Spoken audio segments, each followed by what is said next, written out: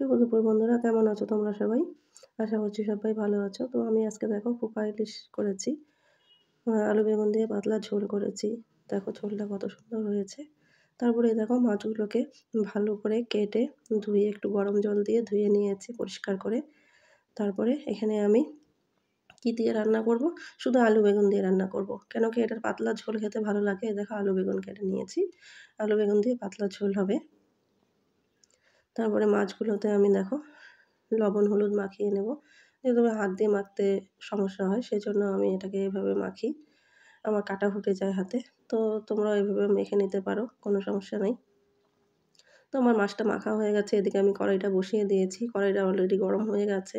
তো কড়াইতে আমি তেল দিয়ে দেবো। তেলটা একটু বেশি পরিমাণে দেবো। কেন কি অনেকগুলো মাছ।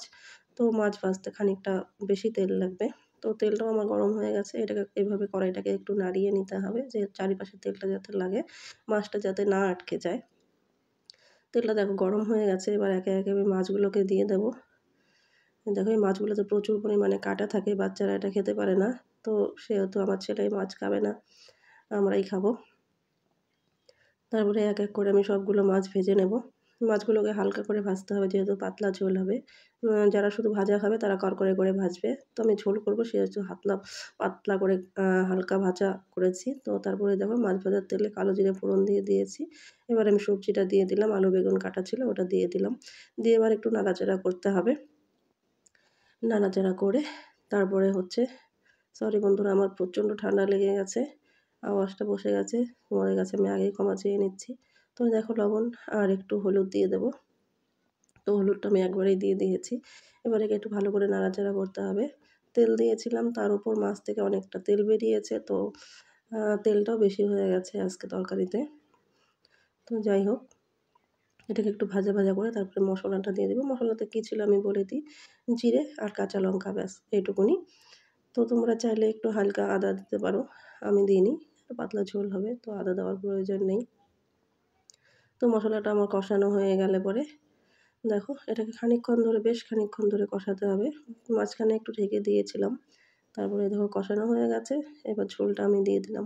তারপরে ঝোলটা ফুটে এলে পরেই যেহেতু ঝোলটা পাতলা হবে তো তেমন কোনো চাপ নেই। পাতলা ঝোল। তো ফুটে এলে পরেই এর মধ্যে আমি মাছগুলো দিয়ে দেবো। তো এই দেখো ঝোলটা ফুটে এসেছে। এবার আমি সবগুলো মাছ দিয়ে দেবো। এই দেখো মাছগুলো দিয়ে দিয়েছি। এবার মাছগুলো দিয়ে একটু নাড়াচাড়া করে দেবো যাতে মাছের ভেতরে মশলাটা ভালো মতো ঢুকে। তো দিয়ে দিয়েছি দেখো। এবার আমার ঝোলটা প্রায় হয়ে এসেছে। তারপরে কয়েকটা গোটা কাঁচা লঙ্কা দিয়ে দেবো। এই দেখো গোটা কাঁচা লঙ্কা দিয়ে দিয়েছি। এবার আমি হচ্ছে ধনেপাতা কুচিয়ে রেখেছিলাম ওটা দিয়ে দেবো। ধনেপাতাটা তোমাদের ভালো লাগলে দিতে পারো, না ভালো লাগলে না দিতে পারো, সেটা তোমাদের ব্যাপার। তো আমার ভালো লাগে সেজন্য দিয়েছি। তারপরে এই দেখো ঝোলটা আমার হয়ে গেছে। এবার আমি ঝোলটাকে নামিয়ে নেব। কেন কি ঝোলটা অনেকটাই পাতলা হয়েছে, দেখেছো? আর পাতলা ঝোলই আমার পছন্দ। তো এই দেখো ঝোলের কালারটা কত সুন্দর হয়েছে, দেখেছো? তোমরা এইভাবে বাড়িতে বানিয়ে খাবে। আশা করছি তোমাদেরও ভালো লাগে। আর তোমরা কীভাবে এই মাছ রান্না করে খাও অবশ্যই কমেন্টে জানাবে।